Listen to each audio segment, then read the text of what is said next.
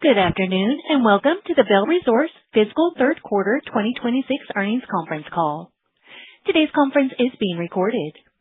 Currently, all callers have been placed in a listen-only mode, and following management's prepared remarks, the call will be open for your questions. If you'd like to ask a question at that time, please press star 1 on your telephone keypad. If you need to remove yourself from the queue, press star 2.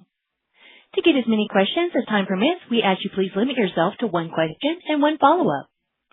At any time, if you should need operator assistance, please press star 0. I will now turn the call over to Connie Wayne, Vice President of Investor Relations at Vail Resorts. You may begin.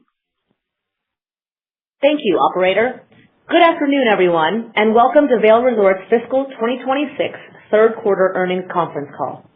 Joining me on the call today are Rob Katz, our Chief Executive Officer, and Angela Korch, our Chief Financial Officer.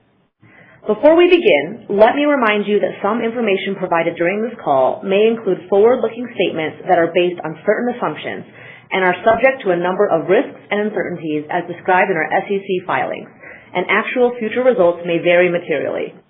Forward-looking statements in our press release, issued this afternoon along with our remarks on this call, are made as of today, June 8th, 2026, and we undertake no duty to update them as actual events unfold. Today's remarks also include certain non-GAAP financial measures. Reconciliations of these measures are provided in the tables included with our press release, which along with our quarterly report on Form 10-Q were filed this afternoon with the SEC and are also available on the Investor Relations section of our website at www.vailresorts.com. I would now like to turn the call over to Rob for opening remarks. Thanks, Connie. Good afternoon, everyone, and thank you for joining us for our third quarter earnings call. Before getting into the details around the corner, I want to take a minute to step back and discuss our progress against the focus areas I laid out last year. This call a year ago was my first opportunity to speak with all of you after stepping back into the CEO role. At that time, I outlined the foundational advantages that differentiate our company, including our owned and operated network, advanced commitment model, and deep guest relationships, and our commitment to leveraging those strengths to deepen guest engagement, loyalty, and drive stronger revenue growth. Now, a year later, and despite just going through a very challenging ski season, those priorities remain unchanged, and we are encouraged by the progress we've made in evolving our marketing approach and enhancing our lift ticket strategies. As I think is well understood, our results this past year were significantly impacted by weather challenges across the western United States. The historically adverse weather conditions we discussed last quarter continued through March and April, which drove meaningful pressure on visitation and revenue in the quarter, particularly at our destination resorts in the Rockies, which experienced the worst season on record for snowfall. To give context on the magnitude of the impact of conditions on visitation this past season, industry-wide visitation in the Rockies declined approximately 24%. When you look back over 40 years, the prior worst decline in visitation outside of COVID-related closures for the Rockies was down 8% in 2012, which illustrates the unprecedented severity of the conditions and the anomaly we just experienced. Against that backdrop, our advanced commitment strategy and geographic diversity, along with our resource efficiency transformation plan and ability to use our integrated systems to remain agile on expenses, were pivotal in mitigating the impact from weather this past year. At the midpoint of our updated guidance range, resort EBITDA will decline 14% from our original fiscal year 2026 guidance issued back in September 2025, which is in line with the fiscal year 2012 miss to guidance, despite snowfall in the Rockies being down approximately 30% from the previous low in 2012. And year over year, the midpoint of resort EBITDA guidance implies a 12% decline. Nothing to cheer about, but something to be proud of given the visitation decline in a historically high fixed cost business. Importantly, the challenging conditions did not shift our focus from delivering a high-quality guest experience, as we achieved record guest experience scores, including year-over-year increases at every resort in the Rockies, where we were most impacted by weather. For the third season in a row, we had full staffing in our resorts, a strong return rate for our seasonal employees, high employee engagement scores, efficient utilization of our labor hours due to workforce planning, and much better selectivity in our recruiting efforts as our need to hire new people continues to decline. We also saw a market decline in employee injuries per labor hour, typically another good indicator of improving culture. Overall, we are very pleased with our operational execution within the areas we could control.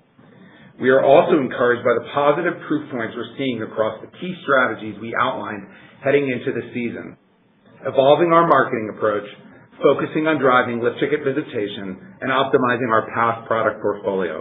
And I'd like to provide an update on each of these. First, evolving our marketing approach. This involves increasing our focus on targeted paid media investments and adjusting the channel strategies to better reach and engage with guests.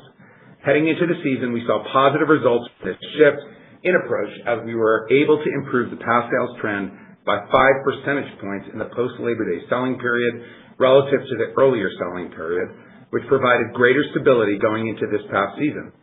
Additionally, with increased marketing investment and a clearer focus on our resorts, we saw increases in unaided brand awareness from destination guests for our top resorts. Second, we made changes heading into the season to focus on driving lift ticket visitation, which delivered early positive results.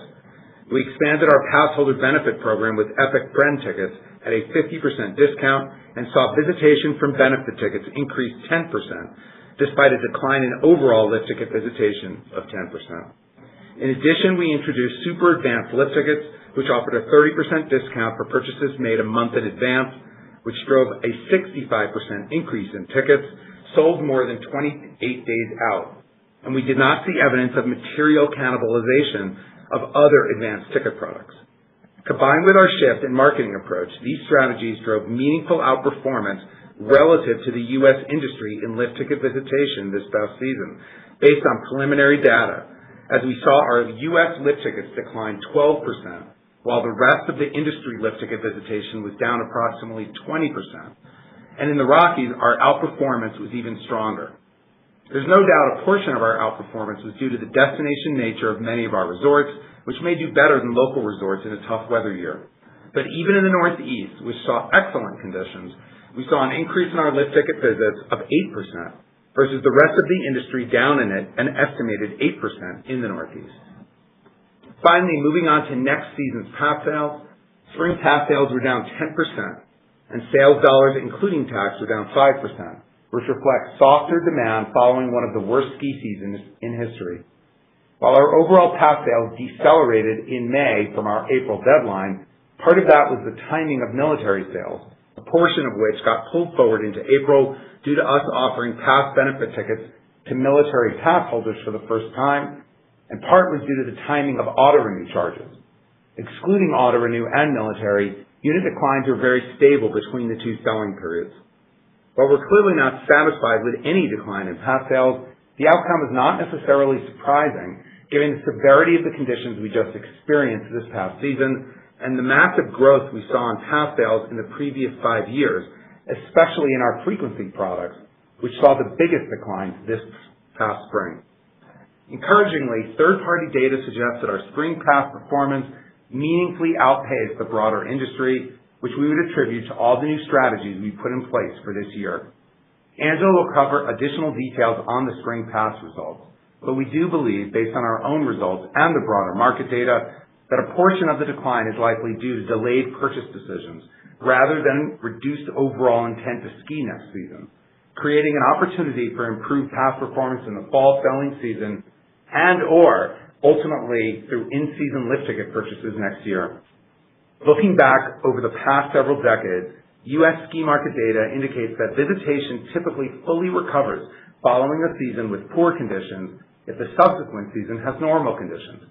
And we believe we are well positioned to capture that visitation recovery with the pass and lift ticket product and marketing strategies we have developed. That said, given how unprecedented this past season was, it's hard to know with certainty how any of this will play out. Looking ahead, we see a unique opportunity to drive a step change improvement in the overall guest experience across our resorts through continued investments in lifts, snowmaking, terrain, and talent, while leveraging the scale and strength of our integrated network to implement new technologies and processes to enhance key elements of the guest experience.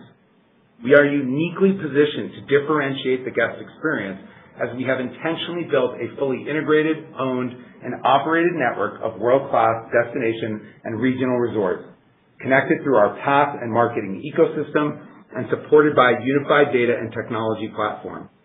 We have key initiatives underway in our gear, ski school, and dining businesses, as well as every facet of guest engagement and communication, and we will share updates on these efforts in the upcoming months and throughout the year. Together, these initiatives will play an important role in driving future visitation growth and long-term value creation. With that, I'll turn it over to Angela to walk through the quarter in more detail. Thanks, Rob. I'll briefly cover the results from the quarter, our updated fiscal 2026 guidance, and spring pass sale results. Starting with the third quarter results. Weather conditions remained extremely unfavorable in the quarter, which put continued pressure on visitation and revenue across the business. Resort revenue for the quarter declined 7% compared to the prior year, primarily driven by unfavorable weather conditions that impacted visitation and revenue for both local and destination guests, particularly at our resorts in the Rockies and in Tahoe. Lift revenue declined 5%, despite visitation being down 15%, primarily as a result of North American pass sales increasing 3% heading into the season. Resort EBITDA for the quarter was down 9% as our advanced commitment model, cost discipline, and the geographic diversity of our portfolio partially mitigated the larger conditions headwinds. To expand on the magnitude of the conditions impact, even our most committed pass visitation in North America declined 17% over the winter, while lift ticket visitation declined 10%. The impact was particularly severe in the Rockies, where snowfall for the winter finished down 55% below the 30-year average. Looking ahead to the fourth quarter, we expect stable demand across our North American lodging and mountain resort businesses during the summer season, we are encouraged by early momentum in Australia, where Epic Australia pass units are up approximately 26% and dollars are up approximately 31%. Turning to full-year guidance. We are updating our full-year outlook with the resort EBITDA midpoint now at the bottom of the range we provided in March, consistent with our April update. We now expect net income attributable to Vail Resorts in the range of $128 million to $162 million, and resort reported EBITDA in the range of $735 million to $755 million. This change reflects the continuation of historically challenging conditions through March and April, which further pressured visitation late in the season.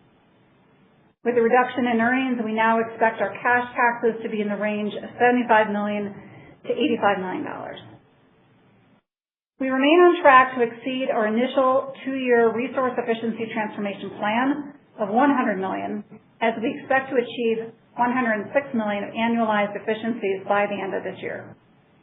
We also remain on track to deliver an additional $30 million of savings in fiscal 2028, as outlined in our March investor conference presentation. For fiscal 2026, this translates to an incremental $45 million of efficiencies year over year before $13 million of one-time costs. Our resource efficiency initiatives are providing a modest offset in a weather-impacted year and reinforce our commitment to driving structural efficiency across the business. Turning to our balance sheet and capital allocation. Despite the difficult operating environment this year, we remain confident in the strength of our cash flow generation and the stability of our business model. Our balance sheet remains strong as we ended the quarter with liquidity of approximately $1.1 billion and net leverage of 3.5 times trailing 12 months EBITDA. We are also reaffirming our capital plans of approximately $215 million to $220 million in core capital spending and $234 to $239 million of total capital investments as we continue to invest in technology across our gear, ski school, and dining businesses to enhance the guest experience and ultimately to drive long-term growth in our business. Our capital allocation priorities remain unchanged, starting with reinvestment of the business and maintaining balance sheet flexibility to pursue potential acquisition opportunities, followed by returning capital to shareholders.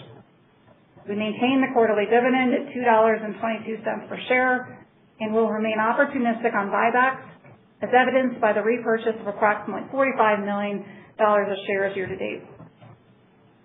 On pass sales, as Rob noted earlier, pass units and sales dollars through the May deadline were down 10% and 5% respectively, including the impact of tax. Pass days sold were down approximately 8%, reflecting a higher mix of unlimited products sold during the period. Pass performance to date has been driven by softer demand following the challenging conditions this season, evident in the fact that the weakness has been most pronounced in our more weather-impacted destination markets, including Colorado, Utah, and Lake Tahoe, as well as among destination guests who typically travel to the Rockies, which all saw low double-digit unit declines. In contrast, we saw much stronger performance in our eastern U.S. markets and at Whistler Blackcomb, where pass units were down low single digits. We are seeing positive performance in our new initiatives, as the new young adult product introduced this year saw results pacing well ahead of other age groups. And as I mentioned, our core high-value unlimited pass products are outperforming frequency products, all of which reinforces the strength of our value proposition. We are also seeing better relative performance from renewing pass holders and more pressure in pass sales within our new segment, as reduced visitation this past season has resulted in a smaller conversion audience, which is typically a key driver of unit growth during this period. While near-term trends likely reflect delayed decision-making following a challenging season, we remain confident in the long-term growth opportunity given our strong resort network and marketing strategies. In closing, while the season's results reflect an exceptionally challenging operating environment, we are confident in the strength of our business model and the progress we're making on our key strategies. We remain focused on delivering a differentiated guest experience, strengthening our demand model, and executing the opportunities within our control. Over the long term, we believe these efforts position us well to drive sustainable growth and create value for our shareholders. With that, I'll turn the call back over to the operator for Q&A. Thank you. At this time, if you wish to ask a question, please press *1 on your telephone keypad. You may remove yourself from the queue by pressing *2. Again, please limit yourself to one question and one follow-up. And we'll take our first question from David Katz with Jefferies. Please go ahead. Your line is open. Hi, good morning, good afternoon, everyone. Good evening, good day, wherever you are. I wanted to ask Angela about the comment about the young adult product pacing well ahead of other groups. Could you put some context around, how well that's doing? Put some, maybe relative size on, that group's ability to make a difference, and just some more meat on the bones around that particular comment, please. Sure, I'll comment on it, David. I think it's we're not going to put more specificity around it yet. We'll provide more color as we get to the end of the full selling period, but it's definitely meaningfully outperforming all the other age groups and has been from the beginning. The other comment I'll share is that what we're seeing is a good trade up from a lot of other products, of course, into the core Epic product, which is what we were trying to do. So we see that as a real positive as well. In the end, I don't think it's not something that is going to drive our overall results for the year. It's a mitigator, I think, to some of the other declines that we're seeing. Right. And frankly, if we were to break up the different cohorts within the pass group, right? Like, could you maybe give us just a bit more detail across the board on how some of those are doing and what your expectation is for those? Some up, some down? Yeah, I think what we're seeing is, I think as we highlighted, as Angela mentioned, I think one of the biggest things that we're noting is, in Colorado, in Tahoe, in Utah, and in destination markets, particularly destination guests who visited kind of the Rockies resorts or typically visit the Rockies resorts. Those are where we're seeing the biggest declines, and we're seeing, much more modest declines in the Northeast and in Whistler Blackcomb. And so that really tells us, right, that this is very much a conditions impact from last year as opposed to some broader structural, impact. Not surprised that, following the season that we just saw, that, the new segment of our pass sales is down a lot more than renewal, but obviously we're kind of heartened that the renewal piece is as strong as it is. I think the other piece that we would mention is just that the unlimited products, which we have been focused on quite a bit, since last Labor Day, are really outperforming our frequency products. And we're trying to move people from frequency up. I also would say, yes, obviously the frequency buyer is the newer buyer to the overall program, a bit more sensitive and unlikely to buy, as early given the conditions that we just went through. Helpful. Thank you very much. Thanks, David. Thank you. We'll take our next question from John Kelly with Bank of America. Please go ahead. Your line is open. Hi, good afternoon, Rob and Angela. Thanks for taking my question. Rob, I guess big picture, we're getting a lot of questions that are a little too early on sort of what the impact is of what we learned today on, next year's planning and sort of to not box you in on guidance. Maybe the easiest way to ask it is, based on what you know right now, does these results and what you're seeing on the pass side in particular, does it really change much in terms of how you're planning for the business, staffing for next year, and how you're thinking about the broader operating expense and planning outlook at this stage? No, it's not. I mean, I think when you look back historically, what you see is that, and this is over a lot of years, both when you look at years where the Rockies did poorly, I think another great example is when, 2 years during the drought that we had in Tahoe, and then you look at the year that had normal conditions. Yeah, we see every indication that visitation comes fully back and in some cases surpasses even the year before the bad year, like it did in Tahoe. Some of which I think is pent-up demand that gets created during a season like we just went through. That said, during those years, right, there was no pass programs like we had or have today, and certainly not pass programs to the extent that, we've grown them over the last, 5 years. So it's not surprising to us that you're going to see some, especially in the spring, delayed decision making. This would be a perfect example of when you'd expect that. And so at the moment, no, we're seeing a lot of this as timing between spring and fall, or even between fall and the season for lift tickets. That's why it's critical, in our minds, that we not only have great programs on the season pass side, but also for lift tickets. So we are planning for, a normal season next year with normal conditions. Now that said, as we mentioned, and as I mentioned, as Angela mentioned, we are dealing with an unprecedented anomaly. So there's no way that we can be exactly sure what it's going to look like, but right now there's no change in our planning for next season. Great. And then just as my follow-up, I couldn't help but notice both, I think, in the release and also in your prepared remarks, you talked about, I think it was a step function improvement on lifts, terrain. You mentioned snowmaking, but I think all of it built around the guest experience. And just wondering if you could either elaborate a little bit more, or is there kind of a right time to hear a little bit more about initiatives there that we should look forward to listening into? Sure. I think what I'd say is it's kind of continued investments, in the way we have in the past in things like lifts and snowmaking, terrain, upgrades to restaurants, things like that. I think where we really see the step change is taking the network of resorts that we have and using technology and new processes to then elevate, like through system-wide or network-wide investments, the experience that guests have. And so that could be, like My Epic Gear, in terms of completely changing how guests experience gear. It could be around, ski school, like the digitization of ski school, which is something that we announced, and that's, we have other things that we're working on that we'll be announcing kind of, in the months ahead.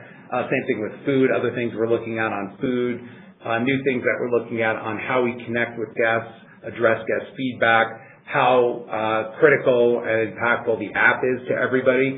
And, in our minds, we can create a bit of an ecosystem around our resorts that we think meets, what guests of this generation, right, expect, which is technology that really makes, and new processes that makes everything easier and better and eliminates all the, hurdles that some people can have when they go skiing, but at the same time doesn't get in the way of their experience on snow. And we think we're just uniquely, positioned to do that, as well as the marketing piece, right? Obviously, we have the ability to market both pass and lift tickets to these guests with a kind of unified marketing approach. But at the same time, and I think we saw some of the benefits of this, still elevating each resort's brand, elevating the experience and, unique connection that each resort has to our guests. Thank you. Thank you. We'll take our next question from Molly Baum with Morgan Stanley. Please go ahead. Your line is open. Hi. Thanks so much for taking my question. I guess one follow-up to, you talked about the deferral of pass purchasing. Do you expect, heightened trade down to maybe some of the lower frequency pass products if demand does materialize later in the selling season? And I guess, to the extent that you can comment, I know not all of these products existed back then, but, what have you seen historically after a weaker weather year when it comes to, the different pass products? Yeah, I think it's a little challenging because obviously certainly when the Rockies went through this, we actually saw pass growth the following year, but that was at a much earlier stage in the overall pass maturity cycle. And we did not have frequency products like we have today. At this point, I would say that it's hard to say. I think we're not seeing, trade down, in our numbers, and obviously the strongest performers right now are the unlimited products and higher value Epic products versus regional products. So at the moment, we're not seeing any of those trends. But we will, we'll see. I think we're in a unique moment. In the end, we don't think this is about people saying that they're not going to ski next year. We think it's about people not willing to make that commitment today. And yeah, obviously unprecedented season that we just went through, so hard to say how it'll play out when we get through, the fall. Got it. That's helpful. And then one other one, I know you talked a lot about, the integration of the app in fiscal 28, bringing My Epic Gear into the app. But, as we kind of think about that transition, particularly on the Epic Gear launch, does that transition period create any notable revenue gap in 2027, as we're going to lose the subscription revenues? Or is there anything to call out there, in terms of the volatility we might see? Thank you. I mean, I think what I said on FY27 for My Epic Gear is that it's definitely a transition year where we're moving from kind of what we were offering before to taking kind of the ability to select your own gear and rolling that out for, all of our demo skis that we're going to sell next year. So obviously what I'd say is it's not from a financial perspective. No, we don't see any issue there. From an experience perspective, it's kind of going from a very small high touch experience, but very few number of guests, to really rolling it out to that highest end guest, but across a much broader base of skiers. And then in FY28, you would see the full experience, with high touch points and everything else, being rolled out to everyone who rents. And then we'll have gradations, obviously different parts of the experience at that point, but the ability to select your gear, the ability to have an app and get the gear wherever you want, really reducing all these friction points, the ability, once you've gone through and tried on a boot or used a ski and then you like it, we can actually have that all ready for you without you coming in again and trying anything on. Or even if we're delivering it to your unit or condo, we don't have to, we'll just drop it off and you can pick it up. It's not like we have to actually, have people go through the process of the fitting. So all of that is really an FY28 piece, but FY27 will be the first step towards that. Got it. Thank you so much. Thanks. Thank you. We'll take our next question from Arpine Kacharya with UBS. Please go ahead. Your line is open. Hi. Thanks very much for taking my question. This is somewhat related to an earlier question, but, assuming the current trend of down mid-single digit in dollar sales for the pass product continues, that means the lift part of the business has to come in at a double-digit range for overall to be flattish, which is not, I guess, inconceivable after a tough year, but probably hard to do. At the same time, yet, given some nuggets of positive indicators in the release kind of suggesting that historically visitors seem to come back after a tough year, even after they kind of delay purchase decisions initially. I guess, could you talk to the potential or perhaps path for the lift business to grow at a double-digit range based on historical patterns, but also programs you might have in plan for getting lift visitors? And then I have a quick follow-up. Yeah, I think if you look back, what I'd say is maybe the reverse of this, right? So when we were growing season pass revenue, 20+% per year in the double digits for a long time, we absolutely saw a significant decline in lift ticket visitation as people moved from lift tickets to passes. And so we do think we have every opportunity to see strong growth in lift ticket visitation if the pass business comes down. So we do think there's a fluid movement between the two products. Doesn't mean that it's perfect. It doesn't mean I can't exactly say, because obviously we're in a unique environment, exactly how that will play out. But we don't think there's any kind of artificial cap to how we can drive lift ticket growth. It really comes down to what the demand is. And I think for us the key thing was having products available for people at more accessible price points. And so there, I think certainly our Epic Friend tickets, the super advanced lift tickets, all, that has performed very well, and obviously only in its first year, not a ton of awareness. So we see that as a huge opportunity for next year. We were, very selective last year in picking certain resorts and certain time periods to be more aggressive on specific lift ticket products, and I think you'll continue to see us do the same thing ahead of going into next year. Now, that said, it'll always be that the best deal is going to come from a pass. And so as we get certainly towards the end of the pass selling season, we will make sure that we're reminding everybody of that fact, before we go into next year. And obviously we do have our, turn in your ticket program, where folks who might have used an Epic Friend ticket this year or bought any lift ticket can obviously use that to buy a pass as they go into next year. Okay, that's helpful. Thank you. And then, could we go over the levers you have to protect EBITDA, right, given mid-single digit range decline so far, at least in past products? Seems like you might see that improving a little bit later in the season. But sort of top-line dynamics, but also cost side of things, what kind of underlying cost inflation we're looking at, and how you look at shape of that EBITDA recovery after an anomaly year, with understanding that, ultimately a lot also depends on strength of the lift business once we get there, I guess.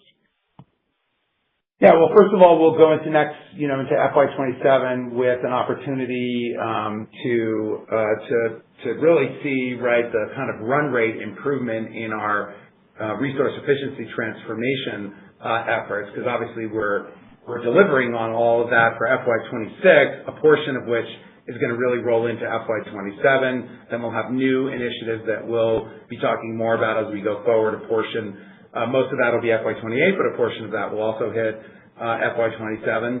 And then obviously, I think we have given a unified approach that we take towards how we schedule labor and all of our workforce planning. We can be nimble with labor to the extent that we see that visitation decline, but we're going into next season looking for full staffing and really expecting, assuming that the conditions are good, that we're going to get that full visitation. So we're not going to pull back on the guest experience. But I think as we saw this year, if that's what happens, we certainly can make adjustments, but that's not what we're going to be planning for. Thank you very much. Thanks. Thank you. We'll take our next question from Dan Siu with BNP Paribas. Please go ahead. Your line is open. Hi, guys. Thanks for the question.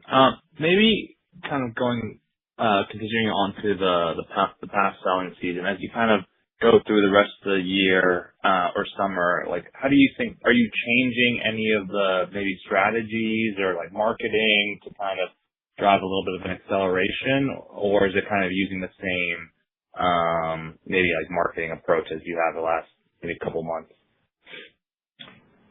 Yeah, I would say that we're constantly looking at whatever our results are for, the last deadline especially, and saying, okay, what did we learn? What can we do differently? Where can we lean in more one place or another? And we're taking all the learnings that we have in the spring, and we're going to put them to work as we go through Labor Day and through the rest of the season. And I do think we have opportunities. Some of the new approaches that we launched post Labor Day last year, we have an opportunity obviously to put those in along with the learnings that we have through spring into this year's Labor Day.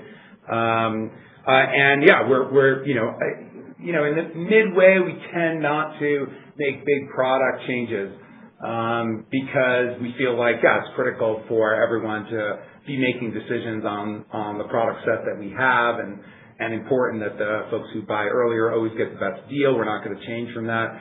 But in terms of how we go to market, in terms of the dollars that we invest on media, that is always going to be about the numbers that we're seeing, and we did see good results from the incremental dollars that we put to work last fall. We saw good returns from the incremental dollars that we put to work this spring, and so that's definitely going to be front of mind as we go into the fall.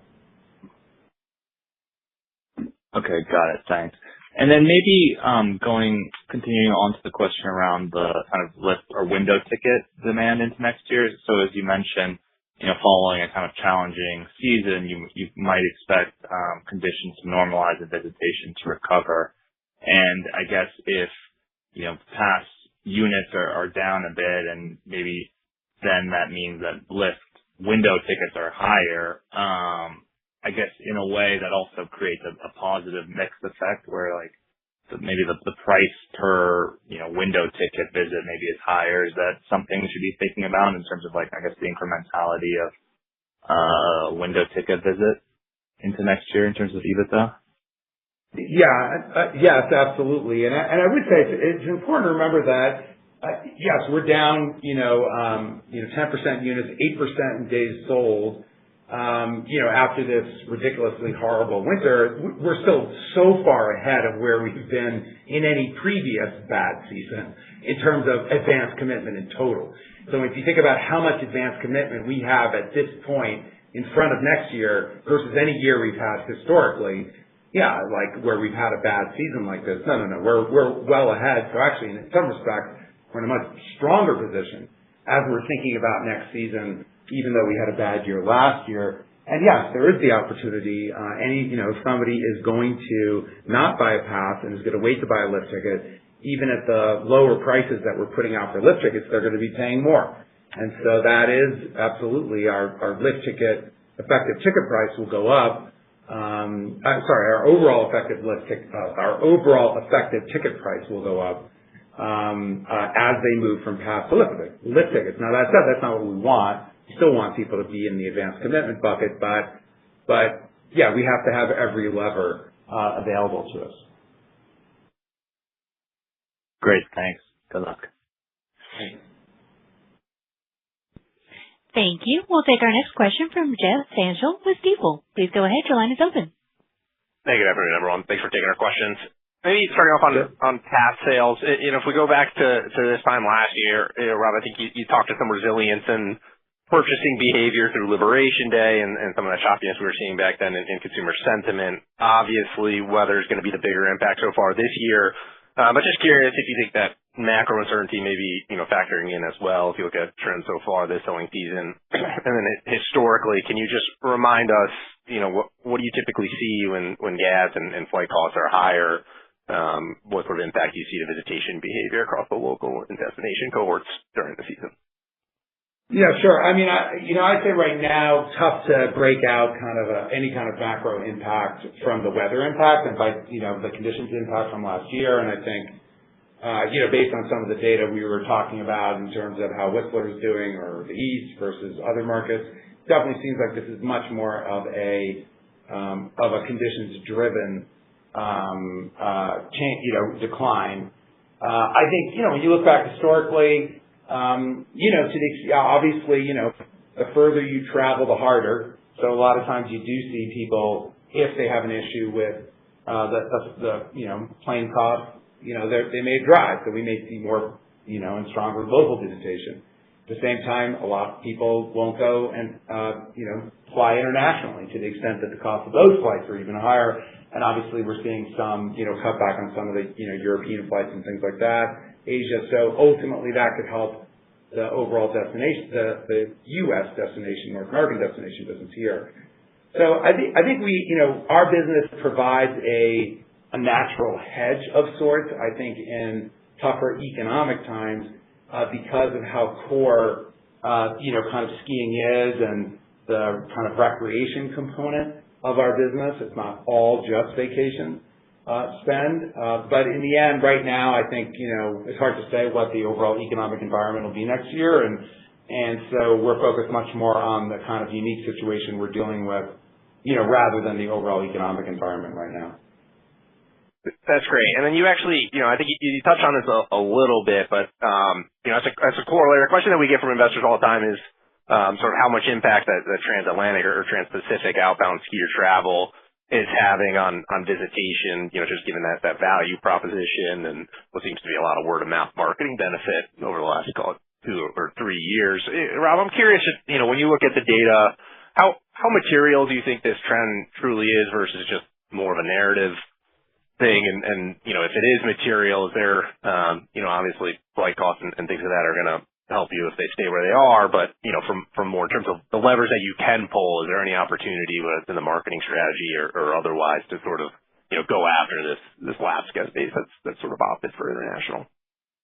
Yeah, we don't see that as a material driver, right? So and obviously we have data because our passes provide access both in Europe and in Asia, and we're not seeing a material increase in the usage of that.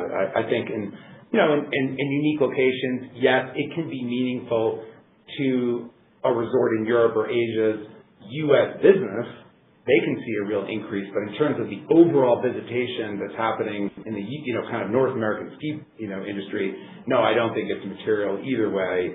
I think it's a kind of nice bucket list type thing that people add on every now and then, but it's not really replacing the normal visitation. I would say, the other side of it, which I don't think is changing anytime soon, but really what we've seen over the last 5 to 7 years is a decline in inbound visitation into the U.S. And so between lots of different factors, part of it, the U.S. dollar, others, just the, overall inbound tourism, which is not just about skiing, but about everybody in tourism. I mean, I think that is the much bigger trend, that international visitation to the U.S. for a lot of travel, but certainly for the ski industry, has gone down a lot. And so if there's any normalizing trend ultimately over time, that is our hope. And I know that, in addition to us, there's lots of other people in the U.S. travel business trying to promote that.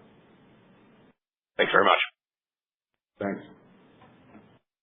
Thank you. We'll take our next question from Ben Chaikin with Mizuho. Please go ahead. Your line is open. Hey, thanks. Maybe one on cost.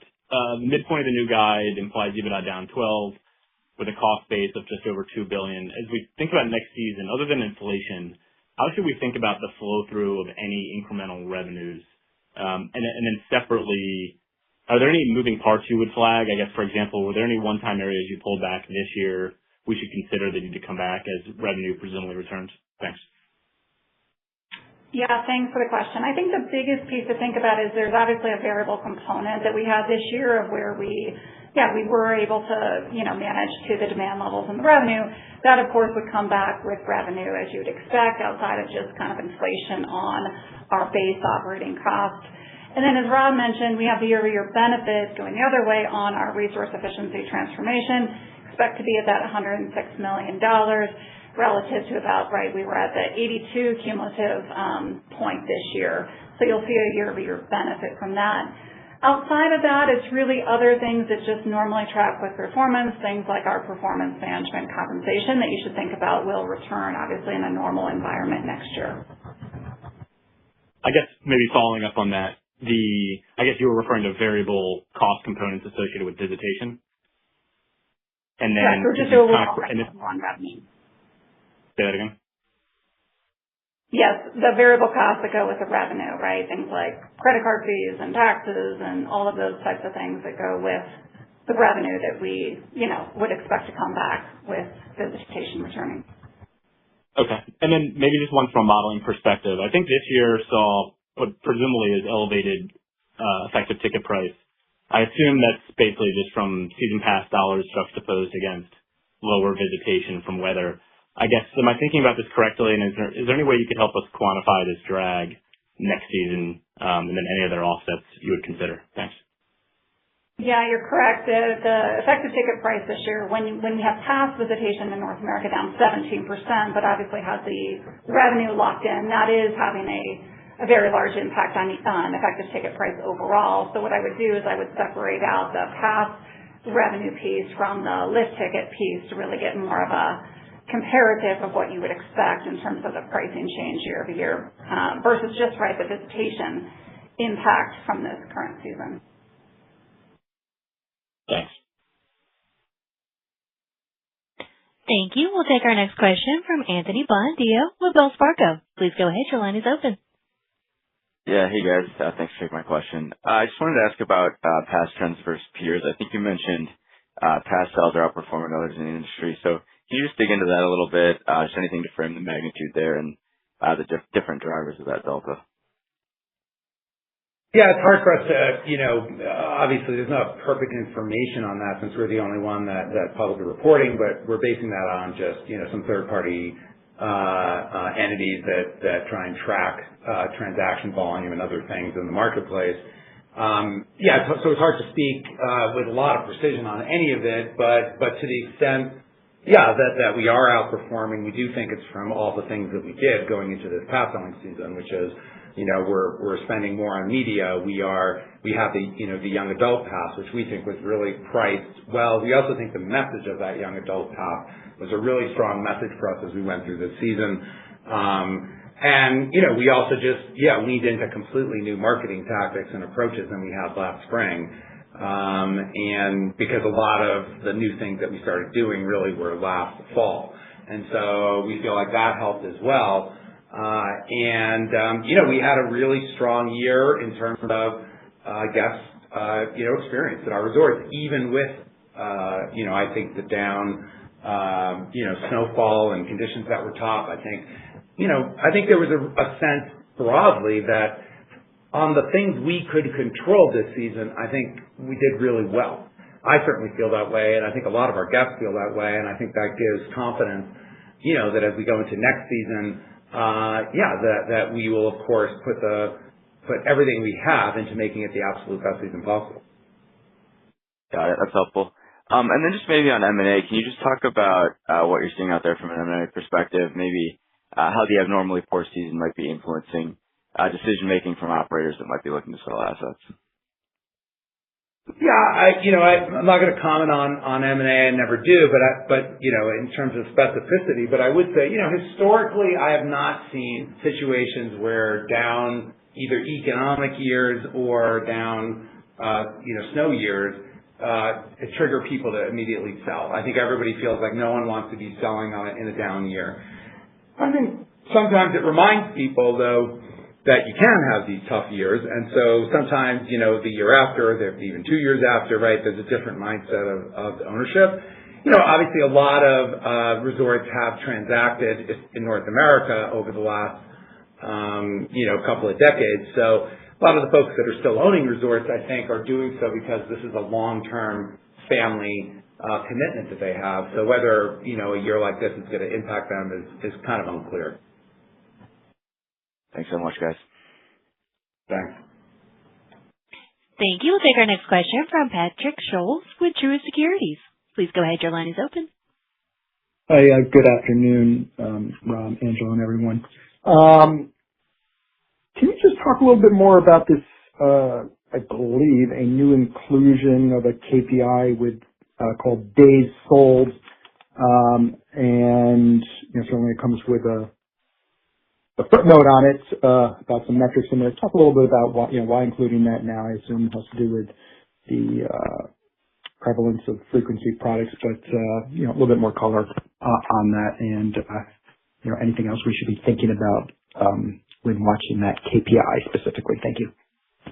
I think it is something that we've been looking at internally for a while, and it obviously tries to say, we've been reporting on units, but if you sell an Epic Pass or an Epic Local Pass, that's one unit. If you sell an Epic One Day, that's also one unit. That's the way we've been tracking it. But obviously, those are two completely different products, and so internally we've been tracking days sold because it tells us how many days of skiing we have. Now that said, we of course don't know when we sell a product how many days they're going to use it. So just for simplicity internally, and now we're sharing it externally, it highlights, that if we are mixing up in the kind of frequency of that unit, so to speak, then that'll show up in the days sold versus just units. I think we started talking about that publicly at the investor conference, and I think we said, talked about that we might continue to report on that, and we're going to, and in the end, it is what we track most closely in terms of, thinking about overall revenue, and how many visits we're going to get out. Now, obviously, it's important to us. The units are important too, because we like to see all, the guests. Obviously, that's kind of a transaction piece. So it's still important, but not quite as important as the days sold, which, tracks, just a little closer to how much volume people are buying.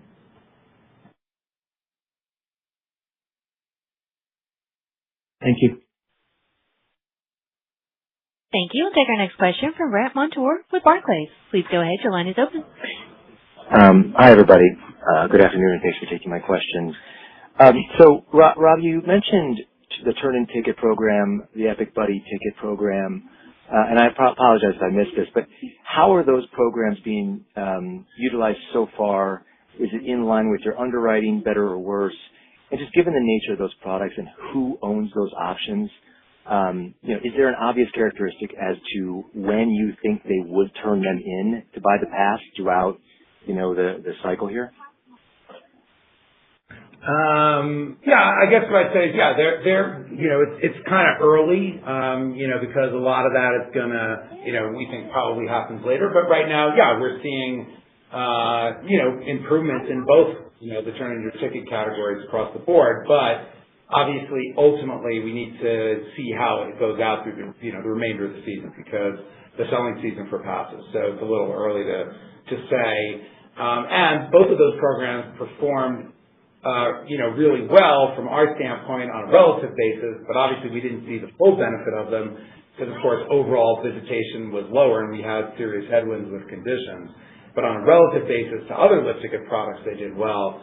But from a kind of turning your ticket perspective in terms of the impact they can have on the pass business, we would really need to see a normal full season and see how many people actually buy it in that context and then how many people convert into passes following that. So this will be a tough year to make a full assessment of it, but the flip side to it, I would say, we felt really good about introducing some of these new aggressive products last year in what turned out to be a tough winter, because obviously it allowed us to have products that we were promoting that made it easier for people to buy. And I'd say that's the same thing with passes. Obviously it is a tougher pass selling season right now. And so the fact that we have these other avenues for people to get in, we see as all positive. Okay, fair enough. A second question would be on the competitive environment. You guys seem like you're gaining share in terms of pass sales versus your competitors, and specifically in that younger cohort where you guys adjusted the price lower. Do you have any concern that competing systems who are doing worse than you right now may get more aggressive in their pricing or promotions, especially in that younger cohort, to try and win some share back, and then how that could sort of impede your ability to try and improve pass sales throughout the next 3 to 5 months?